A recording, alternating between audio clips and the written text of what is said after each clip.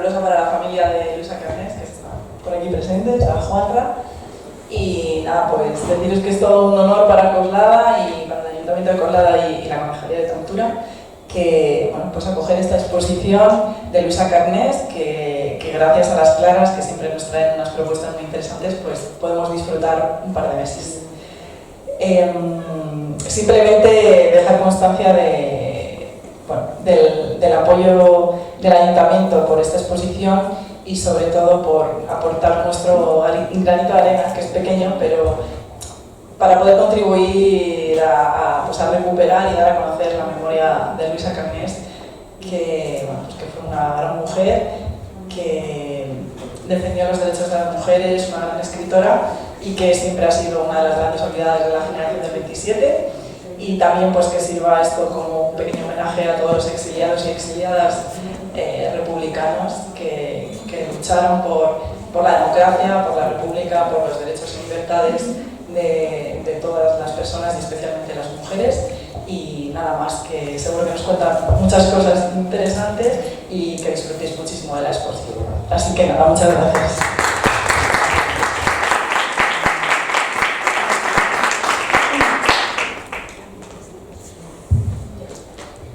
Bueno, empiezo Sara, ¿no? Dale. Empiezo. Pues nada, yo me lo he apuntado porque Juanra me dijo que se lo iba a apuntar él y dije, voy a ser muy desconsiderada si hablo así de pronto, y me lo he preparado mejor. Entonces, lo primero que quiero dar son las gracias. Antes de empezar yo no me voy a enrollar mucho porque creo que es más interesante que luego vayamos todas juntas a ver la exposición, pero lo primero, pues yo hablo ya aquí en nombre de la Asociación de Mujeres Clara Campo Amor, de todas las socias, y lo primero que queremos es dar las gracias a la familia Puyol por decirnos sí. Para nosotros ha sido una inmensa satisfacción poder tener esta exposición aquí en Coslada y que sea la primera de este viaje, o sea, es la primera parada de muchas más que vendrán. El contacto directo ha sido con Juan Ramón. He estado ahí pico y pala durante unos años para poder hacer realidad esta exposición, para que venga aquí a Coslada, y ayer pues le puse medio rostro porque estábamos con la mascarilla y voz a Alex Puyol, que también es un gusto pues haber compartido la mañana de ayer con él y agradecerle pues el interrogatorio que le hicieron mis criaturas ayer, sobre todo la información que le pidieron sobre su abuela Luisa Carnés.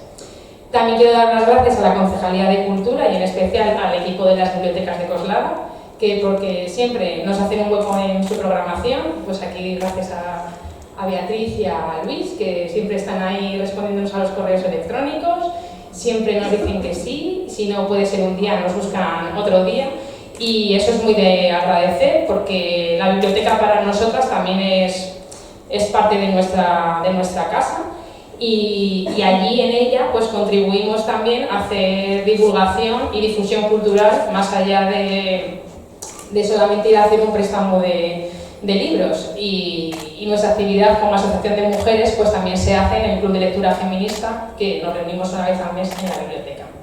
Y agradecer también a Emi Escudero, concejala de Cultura, por su confianza a las Claras y su participación en nuestras propuestas de forma activa, porque siempre viene, y también a Agustín, concejal de Participación, que también pues le tenemos ahí al pie de cañón cuando le damos la turra vía email. O sea que de agradecer que son dos concejales que contestan, o sea que está muy bien, hay que decirlo claro.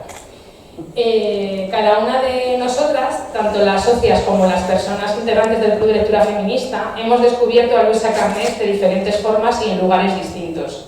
Algunas tras visitar una exposición, otras tras leer una reseña, otras por una recomendación y otras por el Club de Lectura.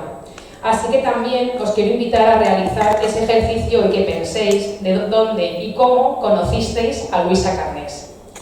Encontrar o descubrir a Luisa tiene algo de magia, porque la historia de Luisa, tanto la personal como la literaria, se encontraba en el olvido. No forma parte del relato aprendido ni del imaginario que hemos adquirido. Yo descubrí a Luisa Carnés en la biblioteca de Coslada. Mis pautas lectoras, que son un poco peculiares, me llevan una vez al año a leer una biografía. A veces he recuperado el libro de los estantes de casa, otras veces son prestados, pero en una ocasión me adentré en la sección de las biografías y sin rumbo a ninguna letra empecé a hojear los lomos de los libros y me topé con uno que la tipografía y color llamó mi atención. De Barcelona a la Bretaña francesa, de Luisa Carnés. Y pensé, ¿y esta quién es? Literal. Me llevé el libro, me sumergí en él y comencé a navegar por internet en busca de información de Luisa Carnés. Descubrí Tea Rooms, sus cuentos y también devoré toda la información que me encontraba sobre ella escrita por Antonio Plaza. A día de hoy, y tras el montaje de ayer de la exposición, me fascina el seguir descubriendo cosas nuevas. Y tanto con la exposición como con esta inauguración, contribuimos a reescribir el relato, a la promoción y divulgación y recuperación de las mujeres como Luisa Carnés. En esta exposición, Imágenes de una vida apasionada, disponemos de fotografías y objetos para reescribir y para hacer un ejercicio de memoria colectiva. Nosotras, las Claras, como nos conocen nuestras vecinas y vecinos, incluso podríamos decir que nos conocen más allá de los límites de nuestro municipio, llevamos con orgullo el nombre de Clara Campoamor. Durante mucho tiempo en nuestra asociación había un taller basado en el aprendizaje colectivo. Cada curso se estudiaba una figura contemporánea a Clara Campoamor, un espacio de memoria colectiva. No puedo asegurar si alguna vez se estudió o no la figura de Luisa Carnés. Por aquellos entonces yo era muy chiquitina y no participaba activamente en la asociación. Pero de no ser así, no importa, porque hoy lo hacemos nosotras, haciendo memoria también a nuestras predecesoras en la asociación y a aquellas profesoras que llevaban a día este taller, y continuando con la importancia de visibilizar a estas mujeres que fueron invisibilizadas. En uno de los paneles vais a descubrir un artículo de Luisa Carnés apoyando a Clara Campoamor y su trabajo en el sufragio femenino.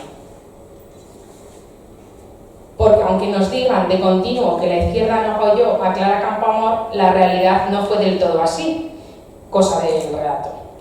Y para seguir haciendo genealogía, y dado que estamos en el Centro Cultural Margarita Nelken, también es importante conocer que Luisa salió de un centro, en un campamento de refugiados que estuvo en Francia gracias a la intervención de Margarita Nelken. Entonces, pues también a Margarita Nelken hay que visibilizarla y nombrar las diferentes cosas que hice, porque también fue una mujer súper polifacética. Nosotras en el Club de Lectura leímos Tea Rooms en febrero del 2020, prepandemia, y en el mes de marzo leímos el ensayo de Monstruas y Centauras de Marta Sanz, que para mí es una de las figuras que también ha contribuido a visibilizar a Luisa y que le ha dado el espacio y el reconocimiento que se merece.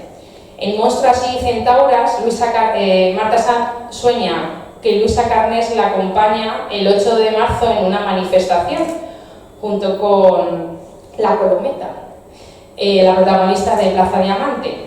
Y nosotras, las Claras, hace un tiempo soñamos que Luisa Carnés nos acompañaba por las calles de Coslada, y hoy podemos decir que a veces los sueños se hacen realidad y que Clara, Margarita y Luisa son parte de Coslada. Muchas gracias.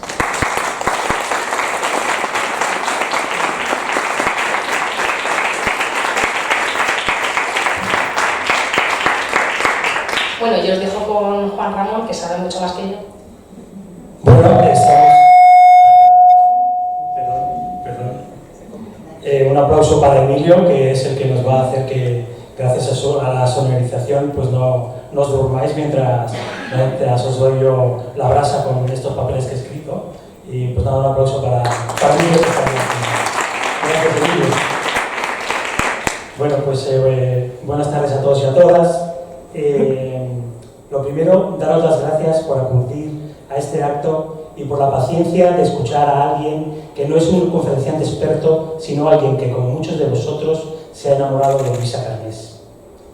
Yo y mis hermanos tenemos la ventaja de ser los nietos de la autora y hemos podido preguntar muchas cosas en los últimos años a mis padres. Desgraciadamente, nuestro padre Ramón Puyol Carnés falleció justo ahora, hace 4 años. Pero nuestra madre Maleni nos sigue contando cosas sobre Luisa y su vida. Por suerte, nuestro padre pudo ver en los últimos años de su vida cómo se recuperaba la figura de su madre y se cumplía su deseo de que su obra se conociera después de tantas décadas de silencio absoluto.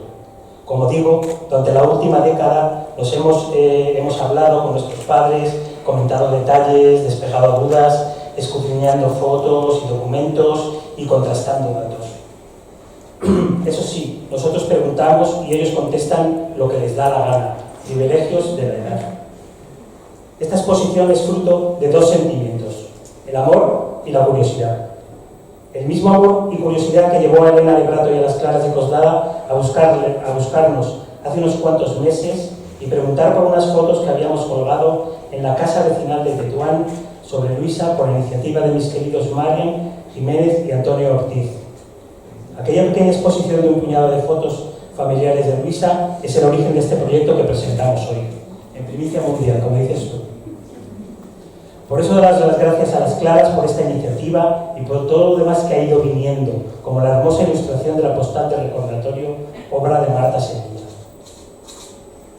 Gracias también a la Biblioteca Central de Coslada, a Marisa Fernández, su directora, a Beatriz Revilla, a Luis Álvarez y a Julia, Roberto, Gloria y Lola, y a todo el equipazo de la biblioteca, a la Concejalía de Cultura de su responsable, Emi Escudero, y al Ayuntamiento en pleno. También y especialmente a mi amigo, el profesor Gonzalo Fernández Parrilla, por su inestimable ayuda en este proyecto. Mis hermanos, Paloma y Alex, podéis saludar también para que os conozcan.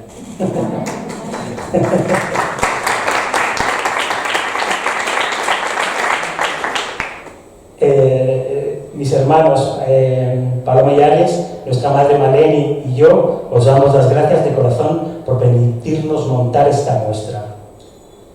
Como digo, nosotros venimos trabajando con la idea de buscar, ordenar y documentar todas las fotos, textos, objetos, noticias, anécdotas y testimonios sobre Luisa Carnés que seamos capaces de encontrar. Fue precisamente la cantidad de imágenes de nuestra escritora lo que nos llamó la atención desde hace muchos años y nos fue provocando la necesidad de ordenarlas y por fin hoy mostrarlas a la legión cada vez más grande de carnesianos. Lo dicho, amor y curiosidad, 2 emociones sanas y hermosas. Pero es el monumental trabajo del profesor Antonio Plaza sobre la figura y obra de nuestra abuela el que ha servido de brújula constante para armar este proyecto. Antonio Plaza ha reconstruido con su trabajo de historiador desde hace más de 3 décadas el retrato más fiable y completo sobre el que durante años llamamos la escritora olvidada del 27. Pero como dice mi hermano Alex, ya no tan olvidada, sino cada día más reconocida y conocida. La exposición que hoy presentamos añade imágenes a esa biografía edificada por el trabajo del profesor Plaza. Y una advertencia, todo lo que hemos buscado y que presentamos hoy sigue siendo provisional, pues a cada pregunta que nos hacíamos sobre un hecho concreto de la vida de Luisa nos surgían varias preguntas nuevas y como dice Maleni, también la cito, es como sacar una cereza del cesto, una engancha a otra y esa otra a otra y así sucesivamente tejiendo una cadena incierta que no se sabe bien cómo desmadejar. Así que lo más difícil ha sido decidir qué cosas contar y qué cosas quitar y preguntarnos a cada rato, ¿esto le interesará a la gente o somos nosotros que estamos chalados y obsesionados con nuestra búsqueda? La respuesta es sí, estamos un poco chalados. Afortunadamente parece ser que esta locura es contagiosa y nos hemos ido encontrando a lo largo de estos años con muchas buenas gentes infectadas de este virus de amorosa curiosidad. En los cientos de datos que hemos ido conociendo sobre Luisa hay que añadir algo que ha sido importante. Nuestras propias vivencias al recorrer los sitios en los que habitó nuestra abuela, y de ahí una advertencia más. Igual que la vida de Luisa se divide en 2, entre España y México, también esa división atraviesa esta muestra. La parte española y especialmente la madrileña hemos podido revivirla personalmente una y otra vez, pero la parte mexicana solo la hemos podido recuperar a base de recuerdos, dada la distancia. Esa es otra deuda. Nos falta revivir los pasos de Luisa en México. De ahí esa sensación de provisionalidad. Esta exposición pretende difundir, como digo, el conocimiento sobre la vida y la obra de Luisa Carnés a través de sus fotos y pensando en dos públicos distintos. Aquellos que se acercan por primera vez a la autora y los que la conocen ya, en algunos casos tanto o más que nosotros mismos. Esperamos con ansiedad no defraudar ni a unos ni a otros. Eso nos ha quitado un poco el sueño en los últimos meses. Podríamos montar otra exposición igual con las preguntas que no hemos sido capaces de responder. Y ahora que no nos oye nadie y como ejemplo, les contaré una duda sobre una foto que no pudimos resolver y que por tanto se cayó de esta exposición, pues no pudimos confirmar la información. Se trata de la identificación de una persona que se parece a Luisa en una foto de un acto importante, el homenaje a María Teresa León y Rafael Alberti, en el que Federico García Lorca tomó la palabra. Fue una comida homenaje a la pareja de intelectuales que había estado de gira por Europa y América, dando a conocer la realidad y aspiraciones del pueblo español en los efervescentes y esperanzados años de la Segunda República. Aquel domingo 9 de febrero de 1936, y tras los mítines del Frente Popular, que ganaría las elecciones unos días después, se reunieron en el Café Nacional de la calle Toledo unos 300 intelectuales. En una de las fotos aparece una mujer que algunas fuentes identifican como Luisa. Esas fuentes constataron por testimonios orales directos que Luisa participó en dicho evento, pero nosotros no hemos sido capaces de corroborar dicha información. Podría ser Luisa o Concha Méndez. Para investigarlo, acudimos a los archivos de la agencia EFE, donde pudimos examinar el narrativo original guiados por Julio García Bilbao, investigador y conservador del archivo, que como nosotros duda de la identificación. Tampoco las crónicas de los periódicos de la época citan el nombre de Luisa en el acto. A la salida de la visita a la agencia EFE se desató una tormenta y nos cayó un chaparrón encima, como el de la decepción que nos causó no haber conseguido la confirmación. Los hechos dejan una duda y eso nos hizo sacar esa foto de la muestra.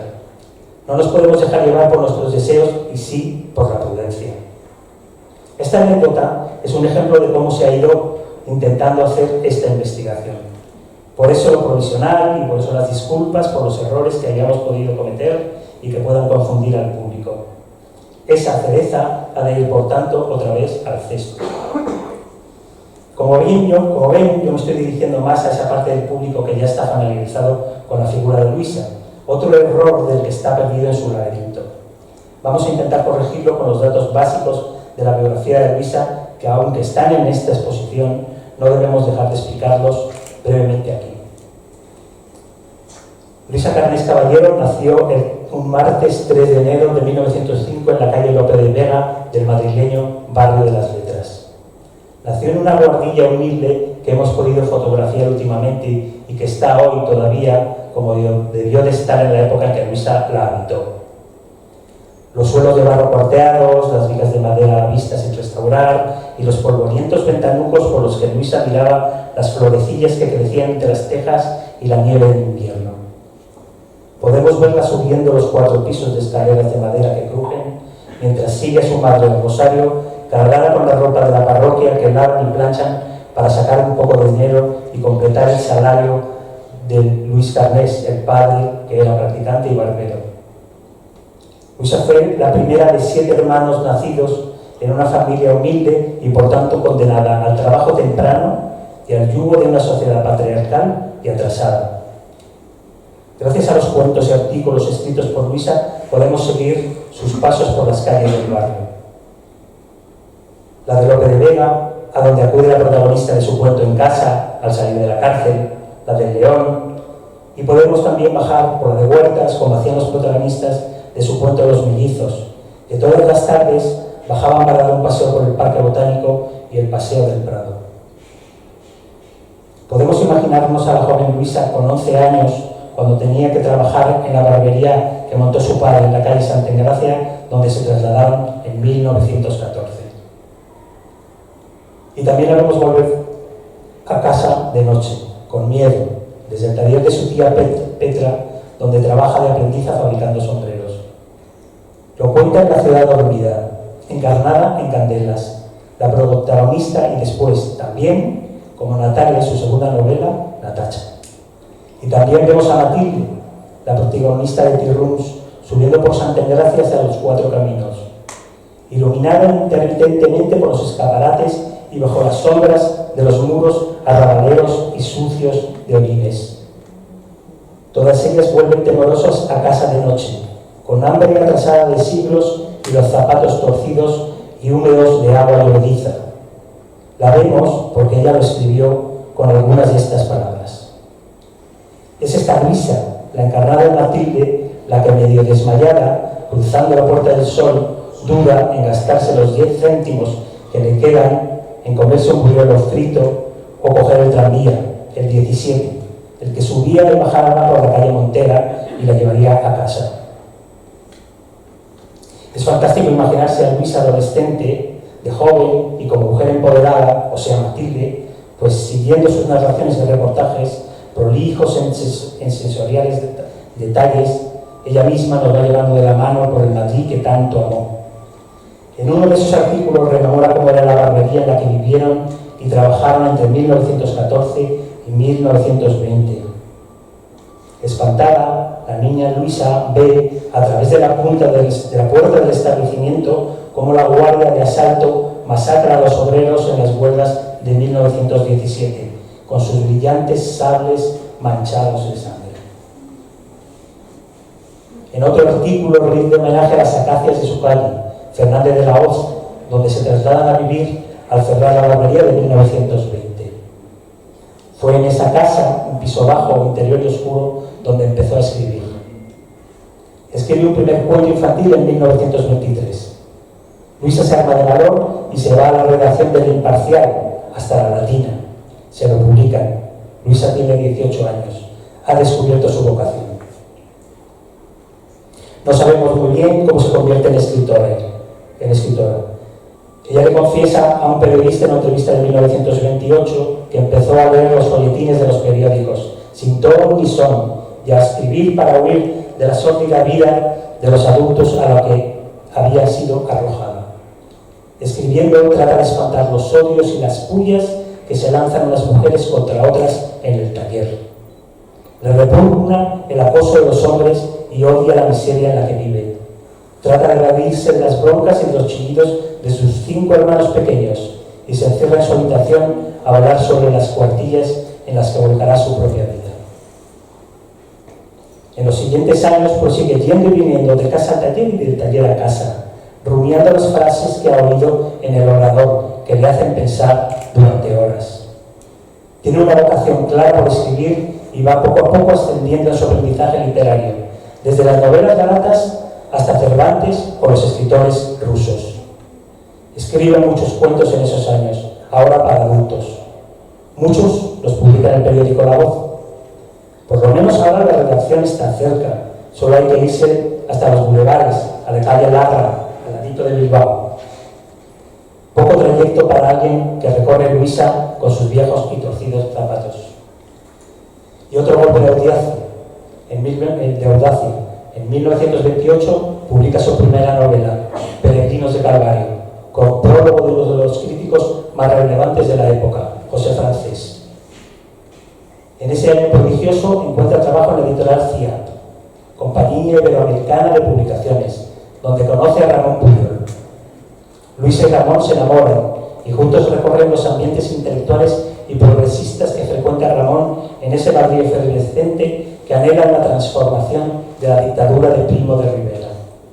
Del abuelo Ramón Pujol Román podríamos estar hablando una hora entera.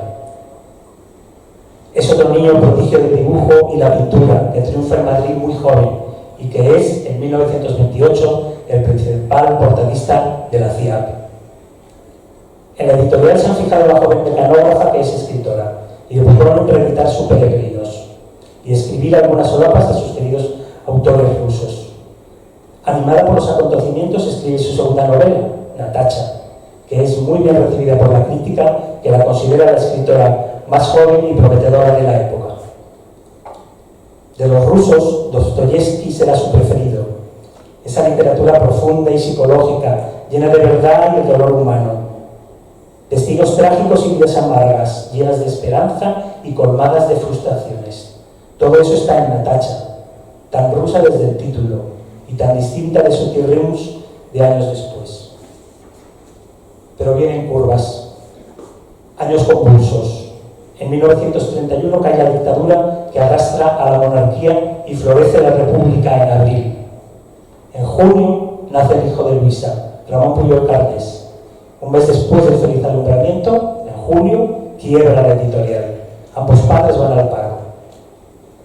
La crisis del 29 asola el mundo y es la génesis del ascenso del nazismo en Alemania y de los fascismos en toda Europa.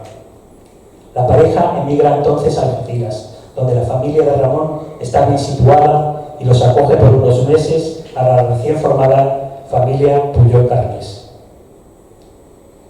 Allí Luisa conoce al hermano mayor de Ramón, el periodista Miguel Pujol Román, que le enseña todo lo que sabe del oficio, como director y propietario del periódico local, El Noticiero. Entonces la pareja se separa. Ramón emprende un viaje a Rusia, invitado como escenógrafo a la Olimpiada del Teatro. Mientras, Luisa vuelve a Madrid con su hijo, a la casa familiar de Fernández de la Hoz, y busca trabajo, en plena crisis económica. Se emplea como camarera en un salón de té, que inspira su novela Tirreus. Trabaja ahí durante 7 meses, entre agosto de 1932 y febrero de 1933, mientras va escribiendo Tirreus. En 1934 la publica, lo que le sirve de carta de presentación para conseguir trabajo como periodista en los periódicos del Grupo Rivadeneira, Estampa, Ahora y El As. Y ahora parémonos un momento en una foto, para mí definitorio de quién es Luisa. Está en la exposición. Luisa y su hijo Ramón hacia 1934 paseando por una avenida llena de público. Ambos avanzan decididos y sonrientes hacia el fotógrafo callejero que los sorprende en una imagen espontánea, alegre, viva y emocionante. Es mi preferida. Luisa, con traje de chaqueta y una blusa de gruesos lunares, porta un sombrero ladeado al que ha añadido una cinta a juego con la blusa. La mano izquierda en el bolsillo de la falda y cogido de la mano derecha va su hijo, con sus ricitos negros y su carita sonriente. Esta foto nos habla del triunfo de Luisa como escritora. Acaba de publicar Tirreus y como madre también. Orgullosa marcha por la calle, donde los caza el fotógrafo.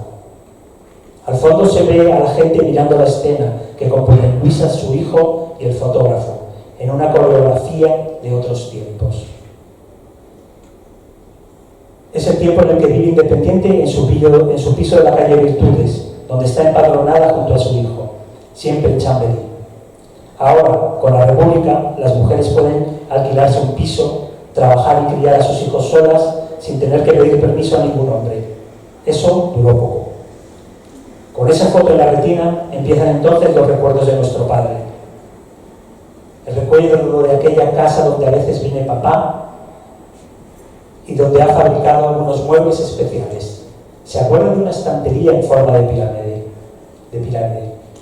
Se acuerda de cómo, ya empezada la guerra, le traía una casa en coche desde Mundo Obrero y se oían los disparos de los pacos, y de cómo, para evitar los impactos de las balas, ponían sobre el techo del automóvil un colchón empapado de agua, como un chaleco antibalas. O el día en que casi se envenena con una lasca de sosa cáustica que ha comprado la tía Nati para desatascar la tubería de la cocina y que ha confundido con un caramelo. Nati entra en pánico. Se ha quedado al cuidado de su sobrino pequeño mientras Luisa trabaja. Sale volando a la casa de socorro de Rafael Calvo, donde trabaja el abuelo Luis. No pasa nada, solo ha sido un susto. Entonces llega el golpe de Estado y la guerra civil. Luisa, que ya ha entrado en contacto con los grupos intelectuales de izquierdas, se integra en los periódicos del Frente Popular. Envía a su hijo a las colonias de Levante, lejos del Madrid bombardeado por Franco.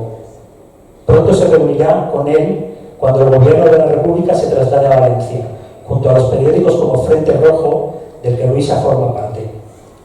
Es en esta relación donde conoce al periodista y poeta Juan Rejano, que será desde entonces y hasta el final de su vida su pareja. De Juan Rejano podríamos hablar también durante una hora entera, pues para nosotros, los nietos de Luisa, fue nuestro abuelo. Y aunque de Luisa tenemos pocos recuerdos, pues falleció cuando nosotros éramos muy pequeños, A Juan le conocimos mucho y le quisimos mucho. Pero volviendo al relato, habíamos dejado a Luisa en Valencia, siguiendo al gobierno como periodista en la capital provisional tras la evacuación de Madrid. En 1938, un nuevo traslado gubernamental a Barcelona con todo el aparato del Estado. Luisa consigue enviar a su hijo a París con una familia mexicana de diplomáticos que lo acogen como su hijo de guerra, la familia Nibón. Gracias a los recuerdos que Luisa dejó escritos y a los de nuestros padres, podemos ir reconstruyendo el puzzle de la vida de Luisa, que es, como dice el título de esta exposición, una vida apasionada y apasionante. Como decimos, esta parte española y madrileña nos es muy cercana y emocionante, pues no pasa un día en que una foto o un paseo por Madrid no nos traiga, como un regalo, alguna evocación de Luisa. De esos meses en Barcelona tenemos un libro de memorias de guerra, titulado De Barcelona a la Bretaña francesa, donde narra con un lenguaje directo y periodístico y una riqueza de detalles que ponen los pelos de punta los últimos días de la guerra, el penosísimo traslado hasta la frontera con Francia en ese terrible invierno del 39 y los meses de encierro en el pueblo de Purigón, en el Bajo Loira. Verán también en la exposición la foto de Luisa con su hijo en la cubierta del Venta, barco que los llevó al exilio mexicano en mayo de 1939, junto a un grupo seleccionado y pionero de intelectuales y sus familias, que fue la punta de lanza de los 20.000 compatriotas que acogió el gobierno del general Lázaro Cárdenas tras perderse la guerra. La vida en México no va a ser fácil. Luisa se instala con su hijo en un edificio de Rosales, en el edificio Rosales. El Rosales fue un edificio singular, con su gran azotea que abarca toda la planta, donde se encuentran a menudo los vecinos cuando suben a tender la ropa o simplemente a contemplar las vistas y tomar el aire. Un edificio de muchos apartamentos pequeños y económicos, donde también se alojan muchos españoles. Nuestro padre recordaba su infancia en esa azotea, donde conoció a sus primeros amiguitos. Les vemos a los dos en la azotea. Ramón con el gato Tiberio en brazos y nos habla de sus mascotas. A los gatos les ponían nombres de emperadores romanos. De fondo se escucha el trompetista de la Orquesta Madrid, que siempre estaba ensayando el solo de Petrushka. El mismo trompeta y la misma orquesta que amenizó la travesía del mítico transatlántico Sinaya, que trasladó a México a 1.500 exiliados, y a Juan Rejano. Menuda historia la del Sinaya. La abuela trabajó mucho para sacar adelante a su hijo y para darle una buena educación. Esa educación de la que ella había carecido y que consideraba indispensable para que todos los niños y niñas crecieran en una sociedad más justa e igualitaria. Esa sociedad por la que siempre luchó. Para eso tuvo que multiplicarse en sus trabajos, desde las primeras colaboraciones en las revistas de los exiliados, como Romance, Ultramar, Nuestro Tiempo o Mujeres Españolas, revista que dirigió, hasta el empleo fijo como redactora de sociedad en el periódico La Prensa, en el que trabajó desde 1943 hasta su jubilación en 1961. En La Prensa firmó como Clara Montes, nombre que se hizo popular al tratar temas de personajes célebres y de actualidad cinematográfica, donde entrevistó a artistas como Cantinflas, Sara Montiel, John Wayne, Errol Flynn, María Félix o Jorge Negrete. Completaba ingresos con colaboraciones publicitarias en la radio y en las revistas de las embajadas, así como con trabajos de comunicación en empresas privadas. Pero donde encontramos la beta literaria es en el periódico El Nacional, donde durante años firmó artículos, entrevistas, cuentos y crónicas. Primero como Natalia Valle y después con su propio nombre tras abandonar ese seudónimo en 1951. En ese centenar largo de artículos del Nacional nos reencontramos con la Luisa que recorre la ciudad, como hacía en Madrid, y viaja por los pueblos cercanos, observa los paisajes y sobre todo a las personas. Nos habla de las mujeres, de los niños, de las calles y los mercadillos. Hace un retrato del país y de la ciudad en plena transformación, pero también hay un hueco para el recuerdo de Madrid. Ya lo hemos contado, los recuerdos de las acacias, de la peluquería y también la denuncia de la represión de los compatriotas que sufren la pesadilla franquista. Un cuarto de siglo de vida intensa en el exilio, de lucha antifranquista, de lucha por la supervivencia, de lucha por proseguir con su vocación de escritora, por ver crecer a su familia, por cohesionar a los amigos y camaradas del exilio, por volver a una España libre y democrática, por la libertad de España. Luisa nunca volvió de ese exilio y siempre luchó para que nosotros podamos disfrutar de la libertad que el fascismo les arrebató a nuestros padres y abuelos. Publicar libros en México no fue fácil tampoco. Lo primero que da a la prensa es la biografía Rosalía de Castro, raíz apasionada de Galicia, en 1945, y más tarde su novela Juan Caballero, en 1956, sobre la guerrilla en España.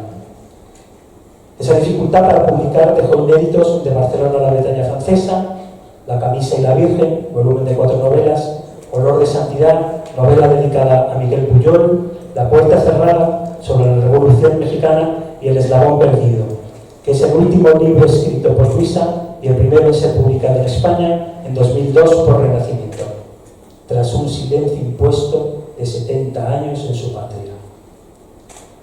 Aquellos años forjaron amistades indestructibles, en las que se mezclaron sentimientos de solidaridad entre los que sufrieron el exilio. Sufrieron penurias económicas, cargaron con el peso de la derrota, la pérdida de seres queridos, del terruño, de la casa, con la tristeza de la separación de padres, hermanos y amigos. Lo que nunca perdieron fue la esperanza del retorno y avivaron allí las pasiones creativas que fertilizaron en el país de acogida. Se abrazaron con el pueblo hermano que anhelaba el progreso que los españoles habían ido ahí a consolidar. Todo eso construye una memoria del exilio, la nuestra, donde resuenan los nombres de los amigos de Luisa y de Juan, Leo Felipe, Pedro Garfias, Miguel Prieto, Arturo Souto, Manuel Ballester, Josep Renao, Antonio Rodríguez Luna, Adolfo Sánchez Vázquez, José Herrera Petere, Álvaro de Albornoz, Paulino Masip, Emilio Prados, Margarita Nelken, Francisco Ayala, Raquel Carazo y los hermanos Mayo, los Roces, los Mantecón y los Comesaña. Nombres que se nos hicieron familiares a nuestros oídos infantiles a fuerza de oírlos en boca de nuestros padres, Maleni y Ramón, y de los abuelos, Luisa y Juan. Con Juan Rejano y mis padres acudimos muchas veces de pequeños a visitarlos a sus domicilios o coincidimos en actos del partido en la calle Versalles, o en los homenajes y actos que se organizaban donde no faltaban la tortilla de patata y las frutas tropicales. Fue volviendo de una de esas excursiones, la de la celebración del Día Internacional de la Mujer, el 8 de marzo de 1964, cuando sufrimos un accidente de tráfico a consecuencia del cual Luisa falleció 4 días después. Nosotros éramos muy pequeños y no tenemos casi recuerdos de ella, pero sí de la casa donde ella y Juan vivían en aquella época. Hay una foto de Luisa de esos años en la exposición, donde se la ve sentada en un sillón leyendo bajo la deslumbrante luz que entra por el amplio ventanal. Recordamos bien esos ventanales de los edificios Condesa, pues nosotros vivíamos en un piso gemelo al de los abuelos. Aquellos ventanales daban un bulevar arbolado con un paseo al que nos sacaban a jugar. Si observan bien esa imagen, repararán en la mullida moqueta gris, donde dormitaba el gato Manolito. Y yo me pregunto, ¿en qué momento se perdió la tradición familiar de ponerles nombres de emperadores romanos a los gatos? Sobre esa moqueta jugábamos nosotros a las batallitas con las figuras que imaginábamos personajes heroicos. En esa misma butaca, desde la que Juan nos leyó Trafalgar de Galdós en alguna ocasión. Y recordamos bien aquella vitrina de 3 estantes de cristal que compró Luisa y Maleni en un anticuario de la zona rosa. Luisa y Juan la llenaron de bellos objetos que traían de sus viajes y que eran un pequeño gabinete de curiosidades. Allí dentro había unos gorros de Kazajistán, del viaje a Sochi, figuritas de cristal de Urano, alguna pieza de cristal de Bohemia, el abanico de marfil de China y aquel pequeño globo terráqueo de metal dorado sobre el que daba vueltas el Sputnik. Recuerdos de un mundo que a nuestros ojos infantiles nos parecía fabuloso, misterioso e infinito. Juan nos abría con su llave aquel teatrillo legendario y nos contaba historias con aquella voz suya de poeta. Así queremos recordar aquel tiempo, quizás el más feliz y apacible de la apasionada y apasionante vida de Luisa Carnés. Muchas gracias a todos.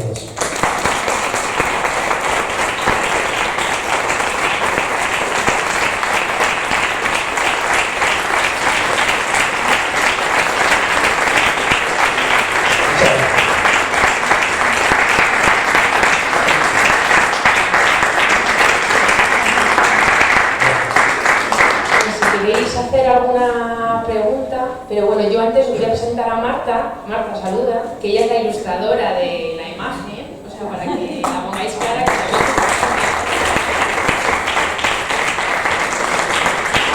Que me está odiando, pero bueno, a ver. Así que nada, si queréis hacer alguna pregunta, y si no, Sara seguro que nos dice algo. Yo no. Porque también, ella es Sara de Históricas, que también creo que hay que agradecer y felicitar el trabajo de divulgación que hacen sobre las mujeres, y nosotras gozamos mucho con su presencia y a las que acudimos a charlas con ella y a los paseos, y que hacen una gran labor de divulgación y de recuperación de la memoria. Así que muchas gracias.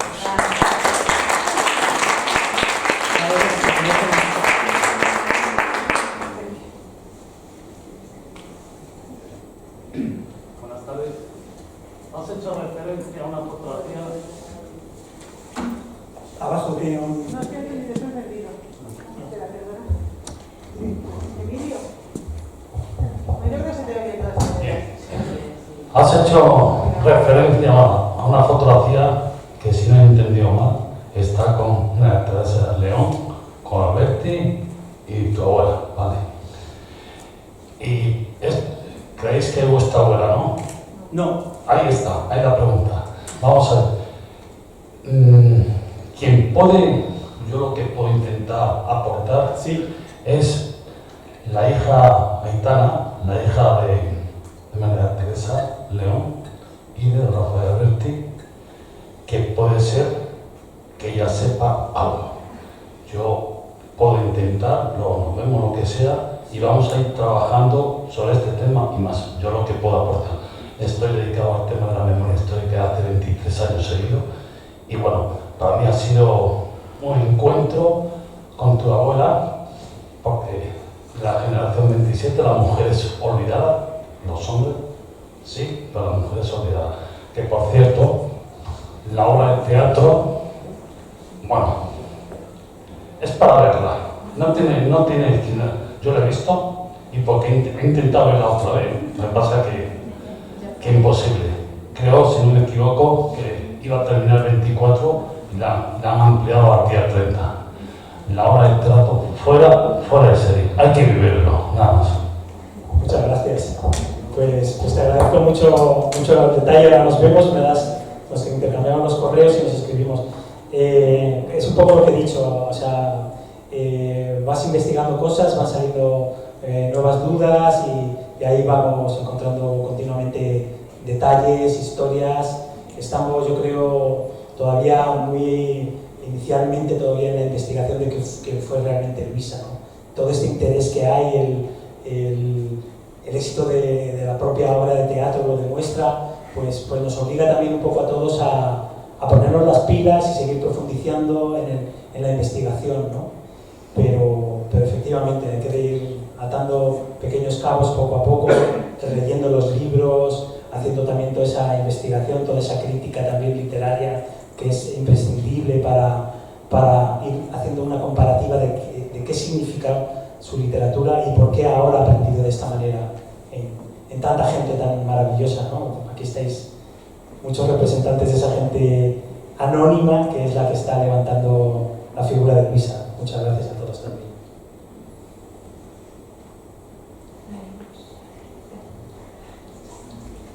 Sara, anímate. sabes que podía estar sentada y nosotros abajo. No, eso es Sí, mentira. sí. No, yo creo que hay algo que tiene la figura de Luisa Carnés, que estabas todo el otro día en el encuentro con el público durante la obra de teatro, y es que por fin tenemos relatos y tenemos testimonios y tenemos reflejos o referentes de mujeres obreras. Es decir, ya no son mujeres que han tenido una vida privilegiada, sino que por fin nosotras podemos vernos reflejadas en esos relatos. Esa Natasha a mí me fascina, ¿no? Entonces es muy emocionante porque yo creo que a mí me pasa, ¿no? que tiene un lenguaje tan directo, tiene un lenguaje que te sitúa tanto en la época, pero te das cuenta que las mujeres llevamos arrastrando una serie de problemáticas siglos y siglos y no desaparecen. Entonces yo creo que Luisa nos baja a la tierra y nos dice, mira niñas, tenéis que seguir luchando. Y te lo dice como si fuera una colega, ¿no? Que a mí es un lenguaje muy claro. Si hay aquí profesoras y profesores de secundaria, por favor, que vean Luisa Carnés en el instituto. O sea, ya no solo, o sea, yo creo que Tea Rooms te baja muy bien para ver esas obras, o sea, cómo se vivía una mujer de los años 30, que está currando como podemos currar cualquier otra, pero sobre todo sus narrativas del exilio es fascinante, o sea, es emocionante. Yo lo he dicho muchas veces, ¿no? Que esto que no se va de aquí, pero iba leyéndolo en el metro y de repente se me quedó el camión debajo del avión de los malos, de los fascistas, ¿no? Y tuve que cerrar el libro y digo, pero ¿esto cómo va a terminar? Por favor, tuve que dejar. Cuando llegué al trabajo, me escondí en el archivo que yo trabajaba en el depósito, así leyendo. Digo, pero yo no puedo dejar a tantos personajes. Pues eso es que nos hace viajar y nos sitúa en su presente, que yo creo, y bueno, si trabajáis con la memoria histórica y tal, hoy más que nunca tenemos que tenerlo muy en cuenta. Entonces, no tener la historia de Luisa Carnés es estarnos perdiendo nuestra propia historia de las personas que nunca hemos tenido representación en los grandes libros, ¿no? que se estudian. Y eso, eres muy fan de las claras también, ¿no? Así que muchas gracias. He visto un poquito la expo y es muy bonita como todo lo que hacéis, que os voy a decir. Muchas gracias.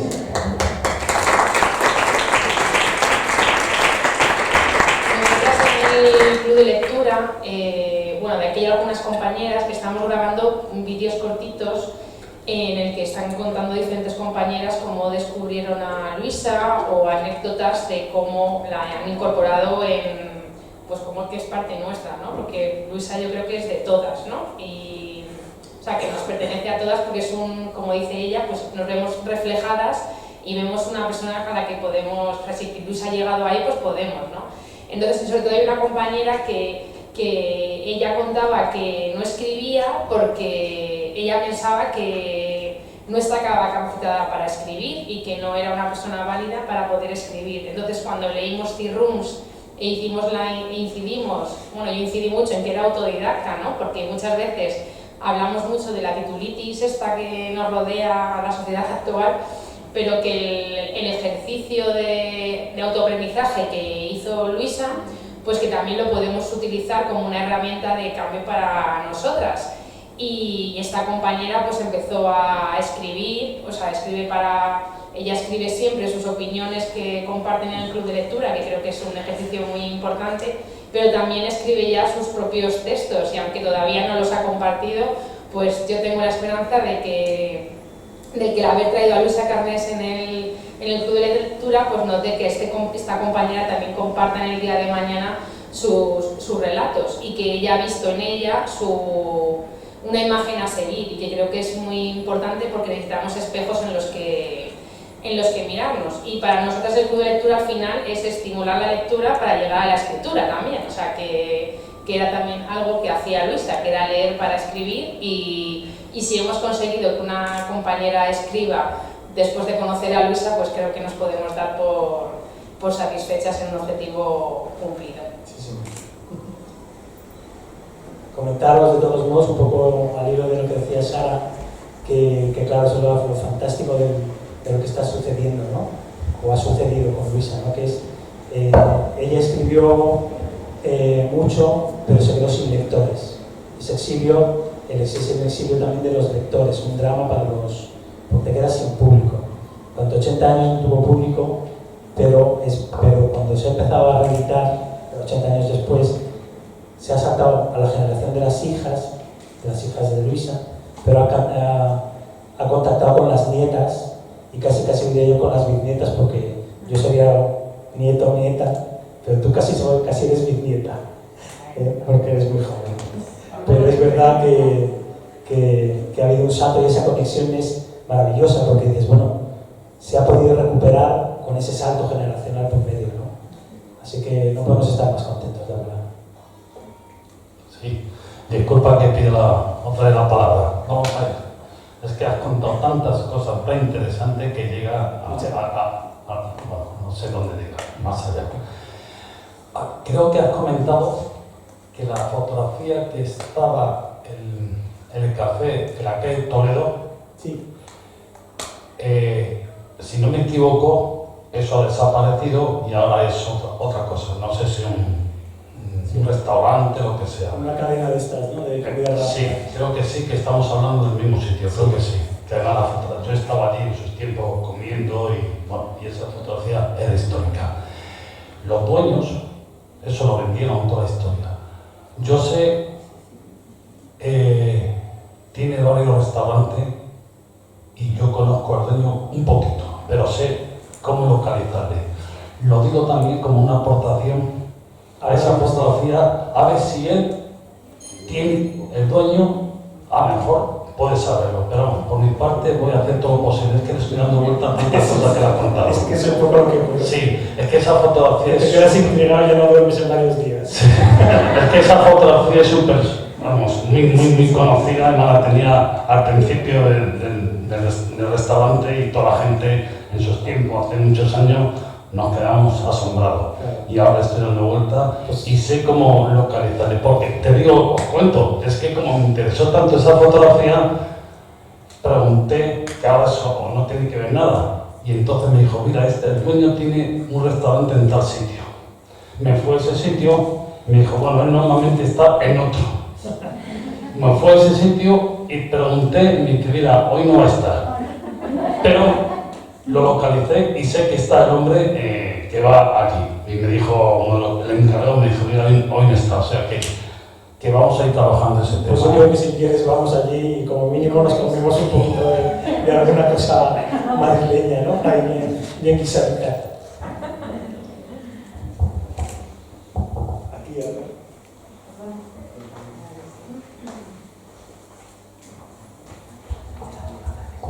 Vale.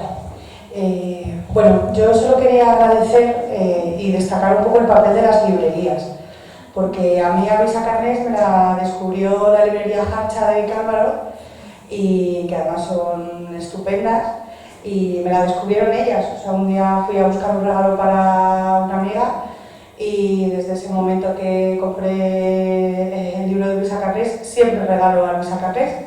Y entonces, bueno, quería destacar el papel de que las librerías pues se impliquen un poco en esta ampliación de un poco de la memoria, ¿no? Y de no siempre leer a los mismos y a las mismas, ¿no?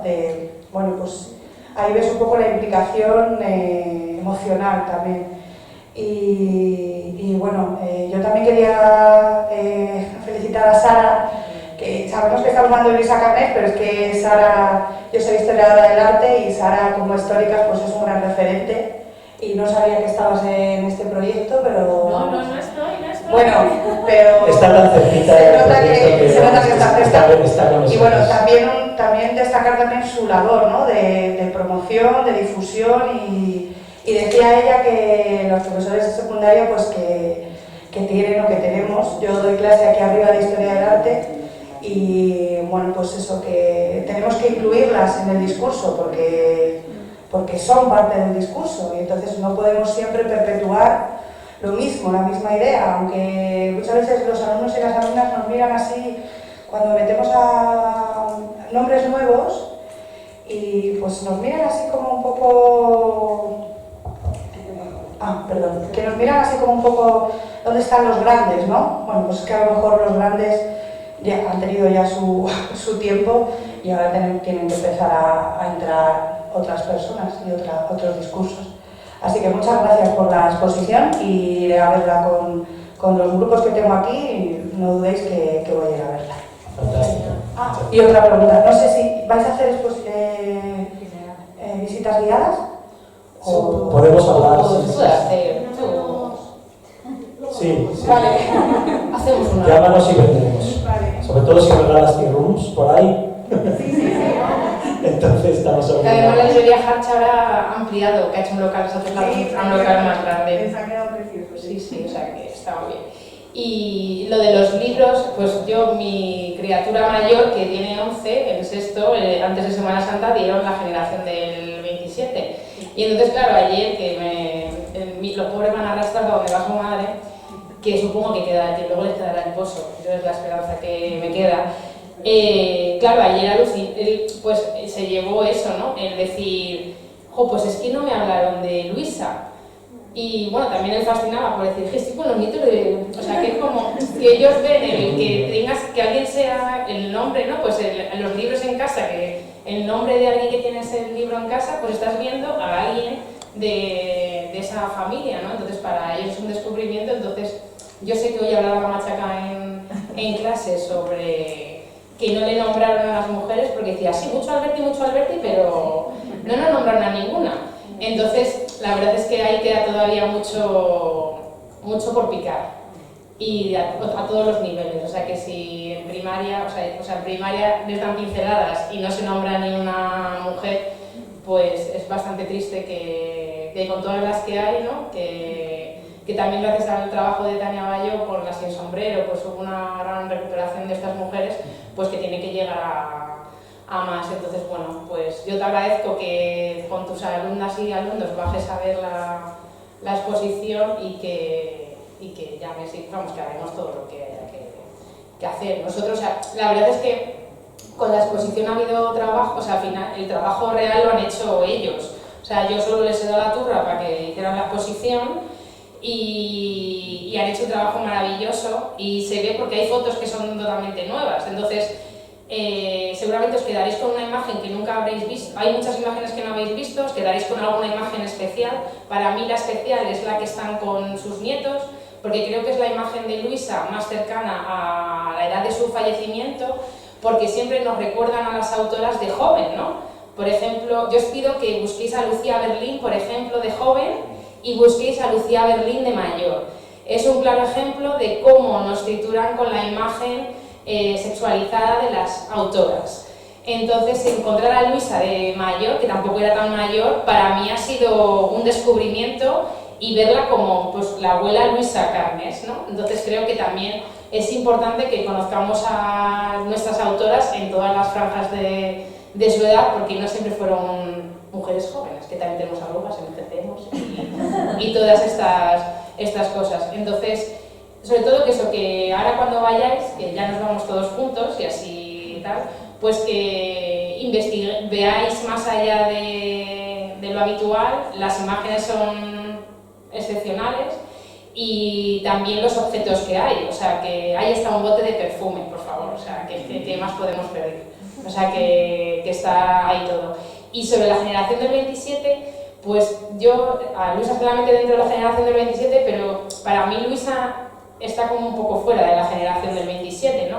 Porque ella no estaba dentro de o sea, no eran las intelectuales que habían tenido esa educación. Luisa era una mujer obrera que se hizo a sí misma y que creo que, a mí la palabra resiliencia la tenemos un poco mañida, yo creo, pero ella logró ir frente a la adversidad, conseguir su sueño que era escribir y que es un ejemplo y un espejo en el que podamos mirarnos y que muchos días cuando salimos del trabajo asqueadas por las horas en las que estamos, pues que vemos que es algo que también ocurría antes y que nos queda mucho por hacer, como decía Sara, que no podemos pararnos porque no podemos retroceder y tampoco podemos ir, o sea, tenemos que mejorar, entonces pues que nos queda mucho trabajo por hacer.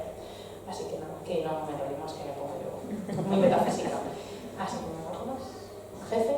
No, si no hay nada más, pues vamos a ver la exposición y si queréis preguntar alguna cosa, pues aquí estamos. O sea, que disfrutarla en colectivo, que yo creo que es más maravilloso. Así que nada, que muchas gracias por venir y por querer a Luisa.